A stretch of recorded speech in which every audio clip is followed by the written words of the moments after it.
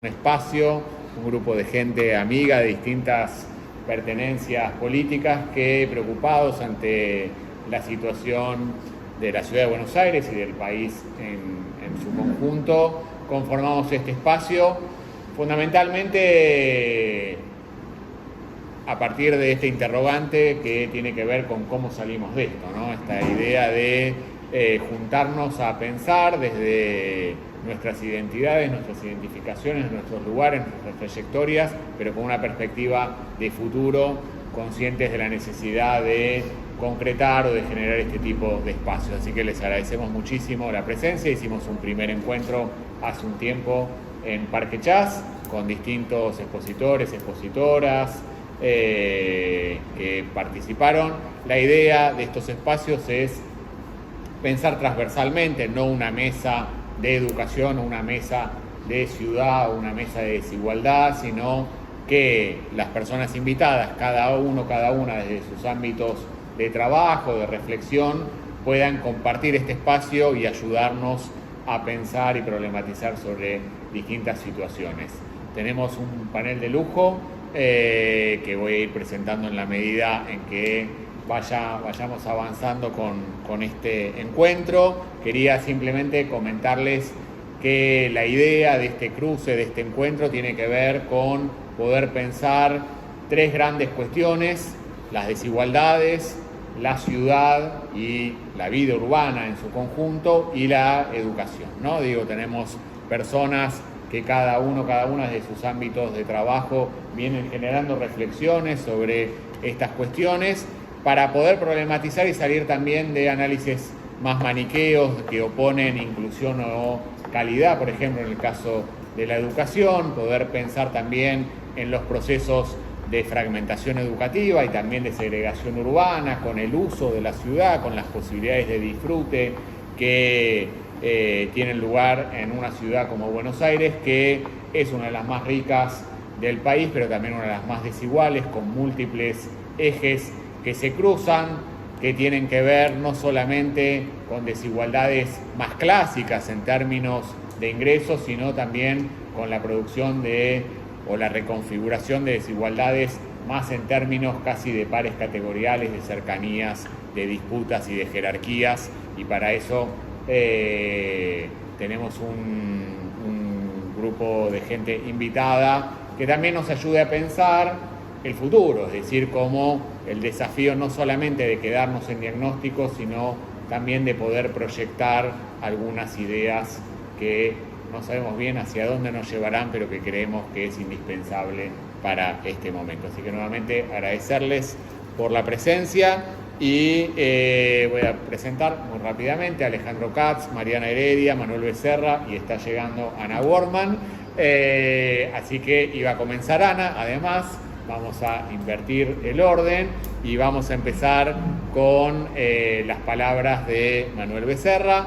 Manuel es profesor en Historia en uno de los colegios de la ciudad de Buenos Aires, desde secundario, y también es especialista en diseños curriculares y uno de los coordinadores del portal Gloria y Lor, que es un portal hecho por docentes y que ha sido en el ámbito educativo, para quienes trabajamos en esos lugares, una gran referencia, y ha movido también el avispero en función de la incorporación de nuevas discusiones. No dije que cada una va a tener unos 10, 12 minutos. Al principio había hecho 20 y me tiraron con todo, pero bueno, también tenemos tiempo, con lo cual si nos pasamos un poco no pasa nada, pero sí queremos dejar unos minutos para el intercambio, que este sea un foro efectivamente colectivo y que podamos discutir, conversar, comentar y aportar preguntas y sugerencias luego de la presentación del panel. Así que gracias a las personas invitadas, y sin mucho más preámbulo, que ya lo hice demasiado largo, vamos a comenzar. Manuel, te escuchamos, y voy a tener el rol también incómodo de ir marcándoles un poco el tiempo. Bueno, gracias Pedro por la invitación al grupo paternal. En esta invitación aparecía esta idea de pensar, un poco la ciudad, y cuando se habla de segregación en educación hay una categoría que se usa hace mucho tiempo, que es la de circuitos diferenciados, donde las familias suelen mandar a sus hijos En principio se pensó dentro de la escuela pública y la privada, y después se fue complejizando bastante eso, porque hay escuelas privadas subsidiadas que están en barrios populares, hay escuelas públicas que también están un poco cooptadas por las clases medias ilustradas y altas. Y eso es algo que se fue dando, digamos, por inercia, sin demasiada intervención de parte del Estado de la Ciudad de Buenos Aires a lo largo del tiempo. No es que esto es un problema de los últimos 15 años, sino que es algo histórico, porque en la Ciudad de Buenos Aires siempre hubo mucha educación no pública, antes incluso de la conformación del Estado, con lo cual todas las escuelas de la Iglesia, digamos, ya había una base sobre eso, sobre la que nunca se intervino.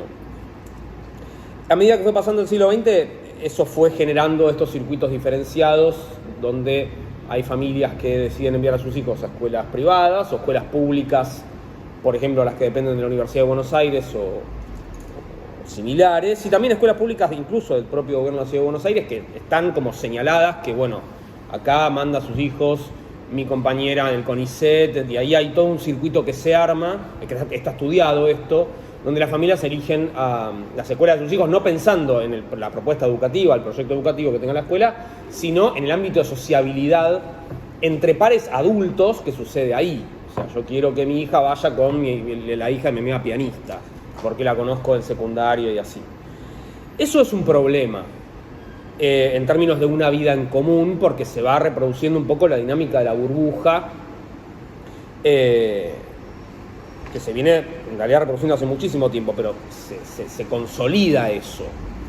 La riqueza en la educación está en el cruce, ¿no es cierto?, de distintas experiencias de clase, distintas experiencias sociales, distintas experiencias económicas, distintas experiencias culturales. En ese cruce y en esa convivencia, incluso sin soportarse demasiado. Hoy discutía con una compañera que la idea de la escuela es que los pies estén con gente que no soportan también, y aprendan a estar con gente que no se bancan, además de estar con sus amigos, y aprender a convivir con gente que no se mancan y con gente que los puede sorprender, porque esto traen otro tipo de capital afectivo, cultural, y lo ponen en juego. Yo creo que la cultura digital de los últimos 15 años agrava esta idea de los circuitos diferenciados, porque le suma una demanda adicional, ¿no?, a las familias. Por un lado, con este concepto de la escuela on demand, que por ahí Pedro lo ha mencionado en algún momento, de que las familias le piden a la escuela distintas demandas que por supuesto se contradicen entre sí, porque la escuela es una institución moderna que tiende a un horizonte común y cada familia tiene sus propias expectativas sobre eso, y empieza a tironear mucho familias que por supuesto tienen una gimnasia de reclamo frente a las instituciones. Aparece la escuela on demand a partir de la cultura digital, pero después de la pandemia, con un panóptico digital que se armó ahí, lo llevó como medio al extremo, porque ya había familias y padres y madres que estaban mirando la clase que estaba recibiendo su hijo en vivo, en Zoom, y también revisando los materiales que llegaban, etc.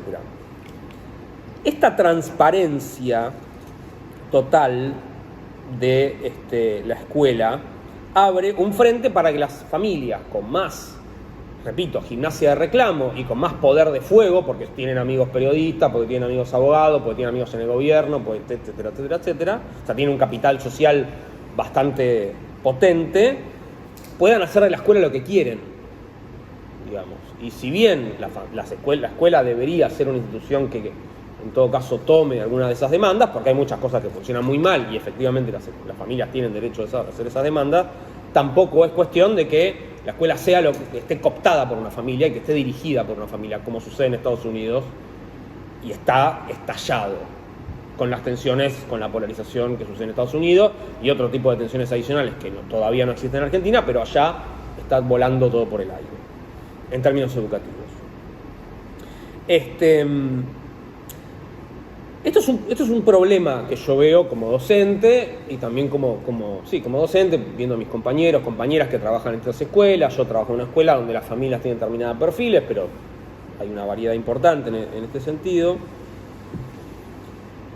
Y una de las ideas sería, bueno, tratar de que las familias más comprometidas o más comprometidas sí con la educación pública, tengan una acción de decir, bueno, yo voy a mandar a mi hijo a una escuela que tal vez no tenga la mejor fama dentro de mi circuito de sociabilidad y que capaz que son hijos e hijas de empleadas domésticas o de vaya a saber quién, en realidad, pues tampoco es cuestión de interesarse. Pero es cierto que esa sería, digamos, un planteo ético, ¿no? Bueno, estaría bueno que tomen esta decisión, pero si la familia no tiene el incentivo para tomar una decisión, es una decisión ética nada más. O sea, yo voy a militar esto, entonces voy a mandar a mi hijo, vaya a saber a dónde. Y ese tipo de incentivos medio éticos o morales, la verdad que no funcionan. Lo cierto es que la escuela debería ofrecer, o el sistema educativo debería ofrecerle a las familias algo que a las familias les interese para mandar a sus hijos ahí. Una discusión de este tipo se armó con el tema de la jornada simple y la jornada completa, que fue una flor de discusión. A mí me parece que la jornada completa, en términos de construir un horizonte común, de que los pibes estén más tiempo en la escuela, etcétera, etcétera, está muy bien. Pero hay familia que dice, no, porque mi hijo va a piano, mi hijo hace karate, mi hijo hace reiki, aprende japonés antiguo. Bueno, ¿querés un horizonte común? Está esto. Y que vaya a aprender japonés los sábados. O sea, es un poco brutal como lo estoy diciendo, pero hay algo de eso ahí. No se puede tomar todo eso. Acá hay una jornada completa, es un lujo la jornada completa, para que un gobierno ofrezca más jornada completa, bueno. Pero bueno, hay una discusión que me parece muy interesante y la respuesta que tuvo esa discusión. Después hay cuestiones laborales de los docentes ahí que tienen otras dimensiones en juego. Ahora, en términos de lo que es la oferta para las familias de la ciudad y del conurbano, a mí me parecería bastante bien. Pero bueno, ahí se armó toda una tensión, ¿no?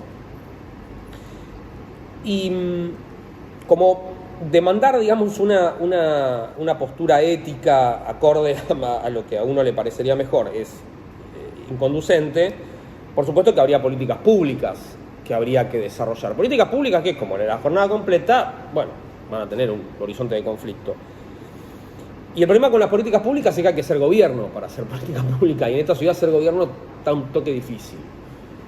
Entonces ahí hay que armar una discusión que ya excede por ahí esta mesa, porque tiene que ver con coordinaciones que sean en otros niveles de discusión político-partidaria, legislativa, rosca, etcétera, etcétera. Y ahí ya es otro panorama, es otro mapa, que educación tiene sus propias dinámicas, también unos problemas gigantescos. Pero bueno, en caso de suponer que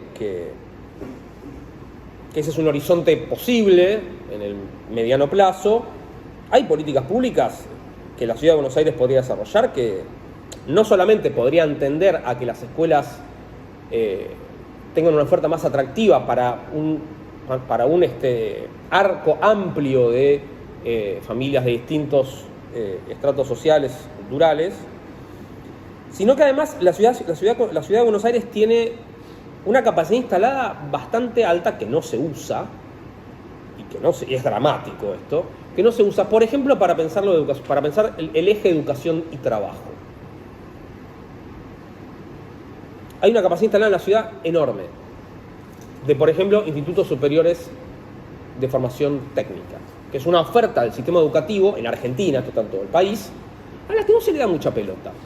Y en esa parte del sistema educativo a la que no se le da mucha bola, eso depende del INET, pero no tiene mucho incentivo, en esa parte del sistema educativo hay una llave que nadie se le ocurre ir a decir, che, tenemos esta oferta, que existe, es formal.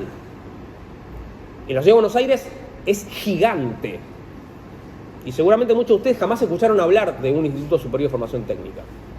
Y muchos pibes y pibas de la Ciudad de Buenos Aires que necesitarían esa trayectoria de formación tampoco escucharon hablar, porque la Ciudad de Buenos Aires no le da bola a eso. Tiene una página muy linda, la agencia de aprendizaje, a cargo de una funcionaria que no parece estar muy a tono con lo que conduce, donde uno se mete ahí y encuentra ofertas interesantísimas, pero después uno escarba un poco y dice, bueno, acá una oferta de programación, un curso de programación. Se entera lo que hacen ahí y dice, mira, es un desastre ese curso de programación, está muy mal hecho. Yo después fui e hice uno en la UTN, que era una maravilla. ¿Cuánto te salió? 50 lucas. Es decir, la ciudad no tiene 500 becas de 50 lucas para que el curso de programación se canalice vía UTN y después formar de Sí la tiene. Le sobra la plata a la Ciudad de Buenos Aires para hacer eso. Esa es una. Y la otra, que tiene que ver con un tema bastante caro a la discusión, tiene que ver con la lectura y la escritura. Los chicos salen de quinto año, no saben leer y escribir, tienen problemas ahí. Eso tiene un montón de dimensiones que intervienen. Pero de nuevo, la Ciudad de Buenos Aires tiene la capacidad instalada para elaborar un plan de mediano plazo, agresivo, con evaluación agresiva. De hecho, la provincia de Buenos Aires algo de eso está haciendo. Entonces, bueno, vamos a ir por este lado y de acá, los próximos 4 años, los chicos de 6 a 8 años tienen que estar alfabetizados. La capacidad instalada está. O sea, hay algunas dimensiones que podrían tender a una relación más amigable y a conciliar la cuestión de la inclusión y la calidad con el trabajo por un lado, con la lectura y la escritura, que es un tema bastante que se discute mucho, por el otro, y la Ciudad de Buenos Aires le sobra para desarrollar un montón de cosas para las que no hace falta gran imaginación. Digo, los institutos de formación técnica existen. O sea, pero bueno, hice un recorrido como muy veloz entre algunas de estas cuestiones vinculadas a cómo nos relacionamos también con los otros y las otras en la ciudad y con nuestros pares, con nuestros conciudadanos, con nuestros vecinos y vecinas, y qué decisiones se toman en función de lo educativo, ¿no? Y qué decidimos compartir con nuestros vecinos, vecinas, con ciudadanos y con ciudadanas y compatriotas. Y cómo en realidad los últimos 15 años, no solamente por el gobierno de Macri, el gobierno del PRO en la ciudad, sino más en términos de lo cultural, digo, la cultura digital, la customización de absolutamente todo consumo, eso permea también. Yo quiero que la escuela de mi hijo sea imagen y semejanza de lo que yo quiero. Eso es un problema y se va agravando, entonces yo no sé cómo se sale de eso fácilmente, porque eso es muy, muy potente en términos culturales. Y después, bueno, distintas políticas públicas posibles para empezar a abrir un poco el juego, para lo cual, como dije, habría que ganar las elecciones y tener una legislatura amiga.